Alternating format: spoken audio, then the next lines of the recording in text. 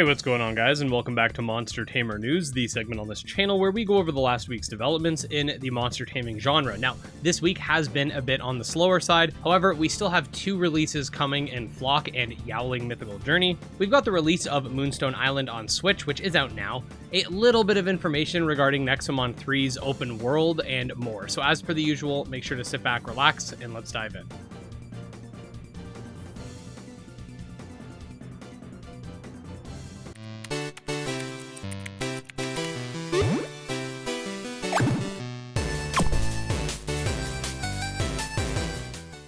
Okay, so to start things off, the Ova Magica Steam Summerfest demo has been extended to July 12th for those interested. The game itself is going to be releasing in early access on July 23rd as well, so something to keep in mind if you want to test it out a bit before you actually commit to a purchase.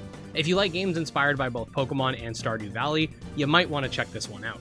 Speaking of games inspired by both Pokemon and Stardew, Moonstone Island once again is now out on Nintendo Switch, and seriously guys, consider checking this one out if you haven't already. It's got farming, base building, exploration, monster collection, a card-based combat system, and so much more. I've noticed a spike in some of my older Moonstone Island content from when the PC version popped, so it's definitely nice to see that people are buying it. We've got a couple releases happening next week on July 16th to be exact. Firstly, we have the early access release of Yaoling Mythical Journey, a semi-open world auto-battling yokai taming RPG that we've talked about quite a bit in recent times, so I won't repeat myself too much here. I think it's pretty cool looking, and I'm excited to dive into it, so stay tuned for that coverage. We also have a bit of a different game called Flock that's coming out the same day.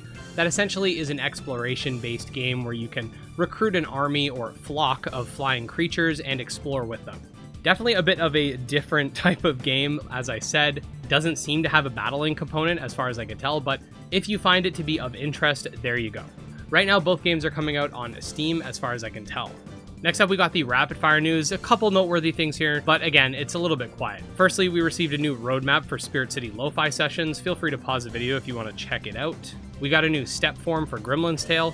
And finally, last but not least, we got a new Nexomon for Nexomon 3, as well as a little bit of information regarding Nexomon 3's world. It does seem that they're going for a similar system to that of Nexomon Extinction, where about 70 to 80% of the world is available early on, and the rest of it will be unlocked through in-game progression. And there you go, guys. Those were the major updates this week. If you want to stay up to date on all things monster taming, definitely make sure to subscribe to the channel as we reach our way towards 90,000 subscribers. You can also check out my Twitter, Discord, Patreon, and more linked below. And special thanks to our supporters, especially Jim Hamilton, Drove Ghost, Candy Morency, TragSoft, and Nemo. And we'll see you next time. Peace.